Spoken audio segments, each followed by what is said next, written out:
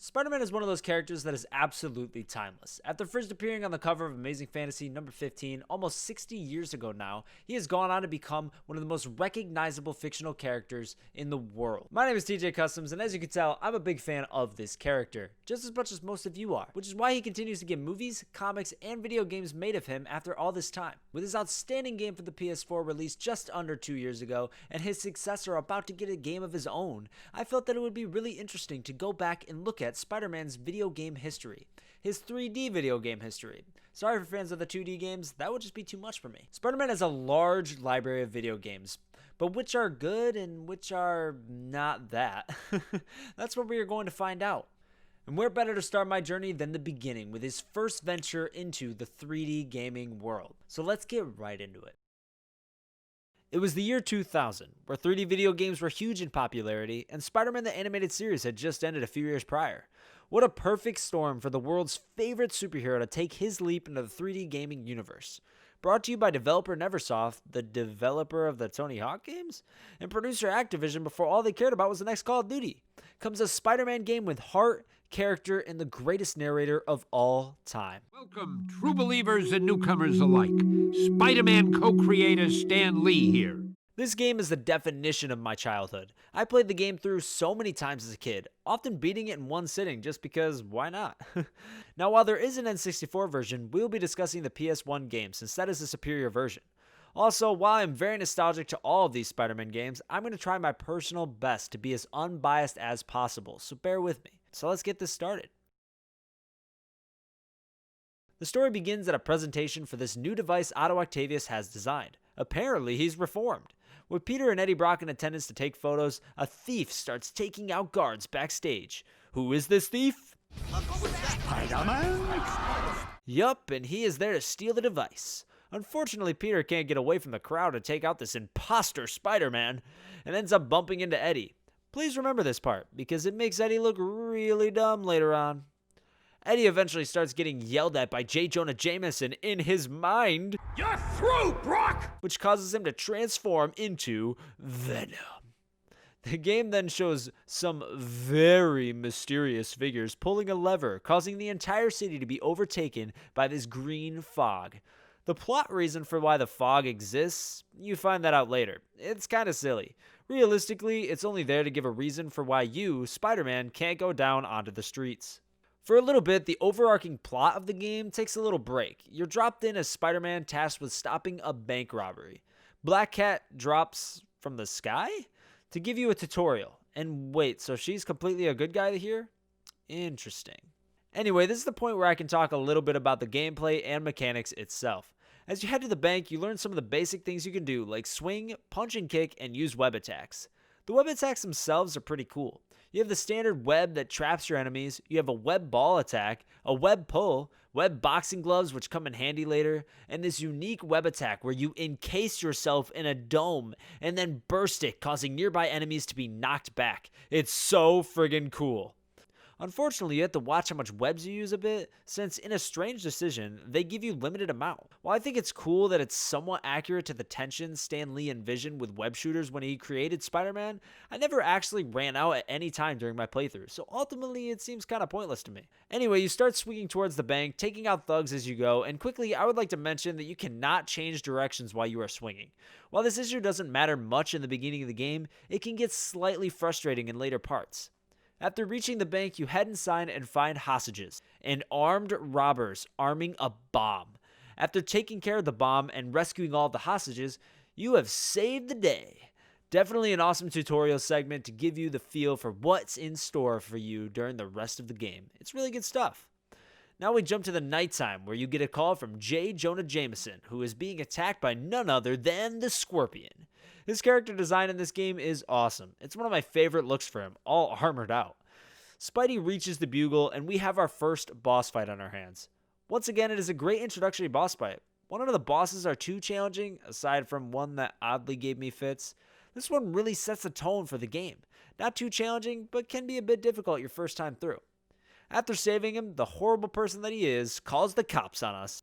Being that we are already wanted in the first place for the theft in the beginning of the game, they give chase. This leads to one of the most epic parts of the game. You are running away from a police attack chopper as you quickly try to get yourself to safety. This is, however, one of the instances where the clunky swinging mechanics can make things challenging, but still not terribly bad. Plus, this area has this awesome segment where you scale a wall while a scoped gun is trying to shoot you in the dark. It's awesome. Ha ha, you missed me. Ow, hey. Eventually you shake the chopper and meet back up with Black Cat. She takes you to a jumbo screen where Venom confirms that he's back and he's got Spidey's wife, so he better come quick. Unfortunately, Rhino is attacking a science area nearby, so you and Cat head off to tackle that first. You arrive to fight Rhino and immediately he incapacitates Black Cat. You fight Rhino in what is by far the easiest boss battle in the entire game. You just run him into stuff. You big dummy. After taking him out, you see Black Cat quick, where she tries to tell you these guys taking her aren't actually paramedics. Hey, Pete, can you really not tell that they are a little bit shady? No? Okay. Well, Spidey's got a lot on his mind, like how the heck he's going to find Venom when he is immune to his spider sense.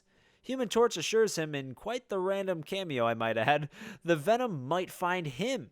And sure enough, Venom gets the drop on him. Parker hates it when I get the drop on him. I hate it when he gets the drop on me. This starts a chase, which isn't too bad. You find your first token here, which gives you a suit upgrade to the Armored Spider, which is really cool. One of my favorite Spidey suits.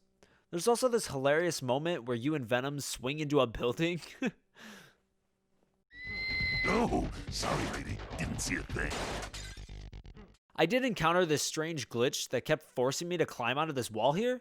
It caused me to fail this chase like 3 times. Like, what the heck? Anyway, after catching up to him, you have a brief fist fight where he uses Lick. It's super effective. I'm sorry for that.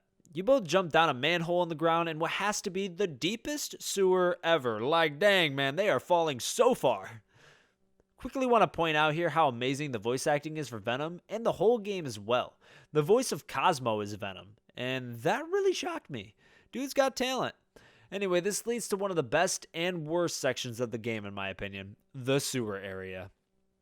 In this area, naturally, there are lizard creatures here to attack you.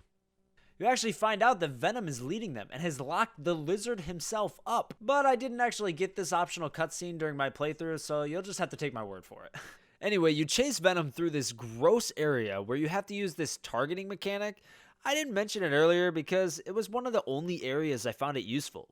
Basically, it puts you into first-person mode and you can set swing targets and swing to them. That's really all it does. Once you seemingly catch up to Venom, he boards a subway train in a sewer. Huh. You hop onto this train and it begins an enemy gauntlet where you have to survive until the train reaches its destination. I think this part is awesome. Knocking lizard creatures off the train while trying to stay on yourself, it's intense. Inspiration for Spider-Man 2's train scene years later? I'm totally kidding. Venom gets the drop on you again and knocks you deeper into the sewer. This is where this area becomes awful.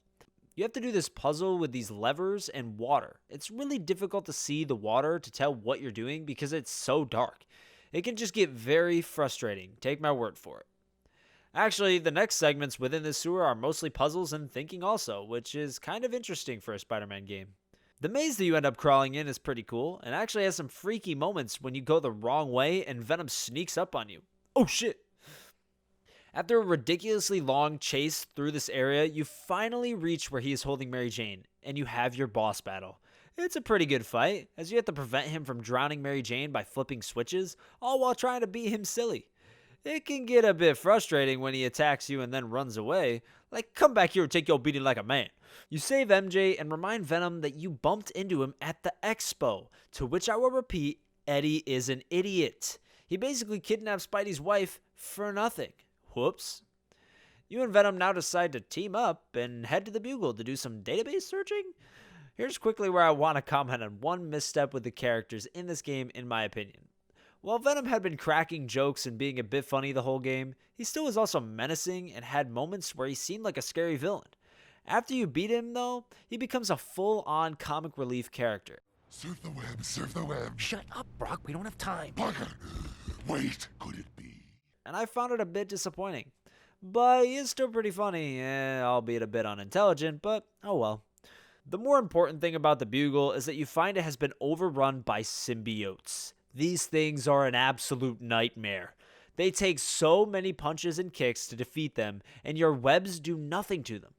This is where I said those boxing gloves come in handy, as they cut down the time it takes to beat some of these symbiote creatures. Later in the level, you find another token, this one giving your webs a fire upgrade though, which easily catches the symbiotes on fire. Unfortunately though, it's very sparse, and it runs out quickly. Can't make it too easy, can they? You travel deeper into the Bugle's building and eventually the basement, taking out these generators that are creating the symbiotes and freeing trapped people along the way. Eventually in the basement you run into yourself. Yep, you finally see who the imposter is, and it's Mysterio. Props to this game for not going for the most obvious villain to be impersonating him, although Mysterio is definitely the second most obvious, but hey. This sparks the most frustrating boss battle in the game for me. Prepare for a quick rant. So he grows and you have to beat him in a 3-phase fight. First you take out the power things on his body with your web ball. Then you have to take out the clasps for his cape that are shooting lasers out of them. Then you have to hit him right in the fishbowl. All with the web ball. Here's where my frustrations came. The camera in this game is terrible. And I have been saving to rant about it until now. For some reason, they decided to have it be controlled with the same stick you use to move, which means it is a fixed camera. Now, correct me if I'm wrong, but I believe the DualShock controller came out before this game, so why they didn't bind the camera to the right stick, I will never understand. This camera makes this boss fight so hard, as you have to stop completely and turn to lock on and shoot the web ball where you need to shoot it. The problem is, the game wants you to run and move around, avoiding his many attacks the entire time, at the same time. This caused me to get hit so many times, especially since sometimes the web ball would just refuse to lock on. Like, where am I shooting that? While I rant enough, this boss fight is actually probably the best one in the game. There's so much going on, multiple phases, multiple different attacks to memorize how to avoid. It's honestly good stuff. Only made extra difficult by some clunky mechanics. Too bad. Anyway, rant over. You interrogate Mysterio and he tells you where to go. After another random cameo from the Punisher, you find the secret lab for our mystery villains. It's way below ground inside this warehouse. After heading down below, you find the control room and, oh hey Black Cat. You jam the devices causing the fog, which causes an explosion that frees Black Cat. With Cat saved, you head to the main control area where you find... I need not control the symbiote, Spider-Man. Doc Ock? Yeah, it was pretty obvious. Those silhouettes of Carnage and Atta weren't fooling anybody, game. But hey, props for trying to have an interesting plot with a twist of sorts. The sequel doesn't do much for that.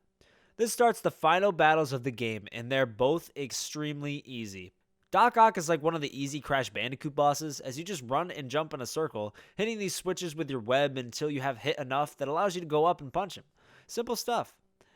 The second fight is against Carnage, as Venom got his butt whooped. This fight can be a bit difficult at first if you don't understand what you're supposed to do, but once you realize you need to hit Carnage into that sonic bubble in the middle of the room, it becomes very easy. And man, Carnage's voice gets annoying real fast. But that's more his character than the voice acting itself. After defeating him, the symbiote flees Cletus Cassidy. The day is saved. Boom, just kidding, freaking Monster Ock, one of the coolest things in this game, and at the time it was pretty unique. This dude is terrifying, and it starts one of the most epic, intense, and frustrating chases in the game. Honestly, it's really awesome as you rush to escape Ock and an exploding lab behind you. The frustration only comes from, once again, the not-so-great mechanics. Here it can be frustrating as you can't change directions when you swing, which I previously mentioned, and you can only swing towards something you can grab. This can lead you to grabbing onto the wall in front of you when you don't want to, or web-zipping to a wall and getting stuck. Overall, though, it's still awesome, and it really gets your heart pumping, as you can never get any real separation from him. It's insane. After you escape, he is engulfed in flames, but the symbiote saved him from dying. That's awful nice of that killer parasite. You hop onto a ride with another random cameo, this time of Captain America. I mean, I don't have a real problem with these characters being here. It's just so funny to me because they don't have any real purpose. The game ends with Spidey joining these heroes for a game of cards. Ah, so that was their purpose. The villains are also playing cards in their jail cells and asking the hard-hitting, important questions. So, I'm a rhino, you're a scorpion, and he's an octopus. What's a Mysterio? So that was Spider-Man 2000, or Spider-Man PS1, or just Spider-Man, whichever you prefer. And one quick thing I thought I would mention is that after the game, you actually unlock some suits, and you can use them in another playthrough. They actually have some additional abilities too. You could put in cheats to have them earlier, but I did not do that. And that's the game. While I did have a blast revisiting the game and loved playing through it, I did notice a lot of flaws that I didn't notice when I was a wee lad. The camera is horrible, and some of the swinging mechanics can be a bit clunky and frustrating. The story isn't anything Oscar-worthy, but it's serviceable, and for the most part, it is very true to the source material. I also think that the villain choices in this game were incredible, and very classic Spidey villains. I love it. Now, I won't be giving any rankings out of 10 for my videos here, but I will be telling you if I would recommend you play it or if I would recommend you skip this one in the Spider-Man franchise. And with this one, I give it a big recommend. It's not only a fun Spider-Man game to play as a Spider-Man fan, but it's also just a fun action game to play in general. While some things in the game are definitely dated, I would still recommend trying it out, especially if you are a Spider-Man fan. Now that's it for his first venture into 3D territory. Now it's time to set my eyes towards the sequel. Spider-Man 2: Enter Electro. I do not have fond memories of this game when I was a young lad. But I guess we'll have to see. I'll see you guys then. Thank you for watching, and I hope you enjoyed the video. See you guys later.